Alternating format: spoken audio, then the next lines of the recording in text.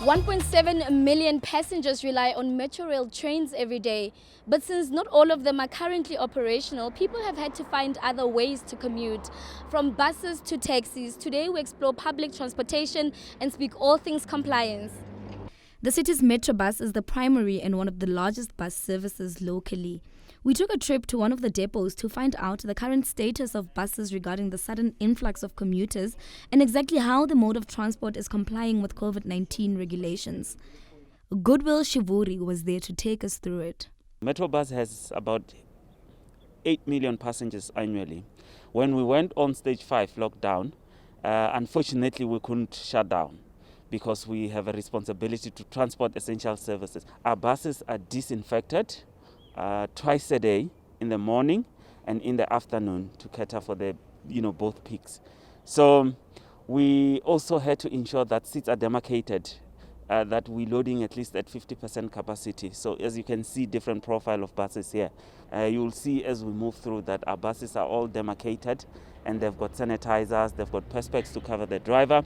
We also decided to do away with cash to limit human interaction with the driver and passengers as well, to protect both. When we started with just over 10 buses. Later on we moved to 72 and then we moved to 200. We have seen quite a number of people demanding metro bus services that are not traditional users of metro bus. Part of it, we had to also issue tags for free to those users because we were not in the process to take cash.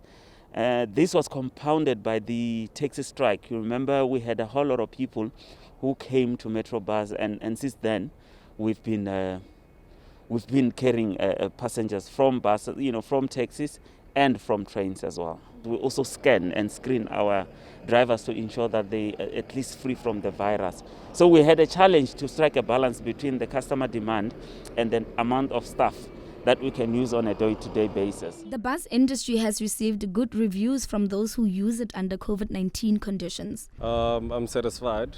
You can see that these owners play a really big role on helping us to protect us from this whole coronavirus thing.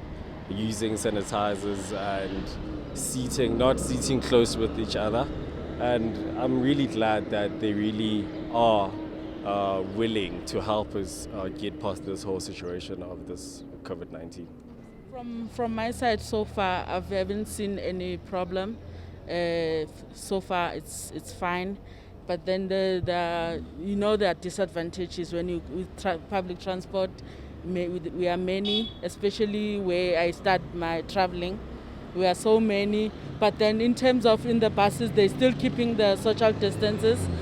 Well, there are no sanitizers in the buses, but outside the station, you do get sanitized. And then other than that, everything is fine for now. Onto the taxi sector now. The introduction of the plastic barrier between drivers and passengers has been met with mixed feelings by those that are affected. We got comment from them at one of the busiest taxi ranks in Joburg. So we have this problem because the passenger sometimes, where they're saying short left driver, you can't hear the passenger when he's supposed to get off. You understand? And also the heater. They are complaining about the heater. Now it's very cold. When I'm just making a heater on, they don't get that heater because the plastic is just closing the heater from me to the passengers. So that's the problem. Yeah, we are protected, but if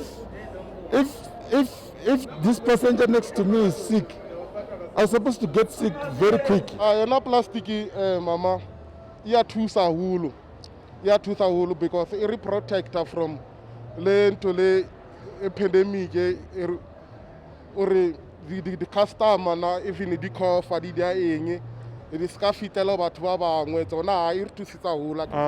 I think this plastic is not protecting all of the passengers, It's only protecting them, their drivers, So which is not a good thing, and we are concerned about our health too, So I don't think it's a good thing to protect them. Like actually, I don't feel safe, I don't feel safe period. My name is Gareth Cliff and you're watching Joburgtoday.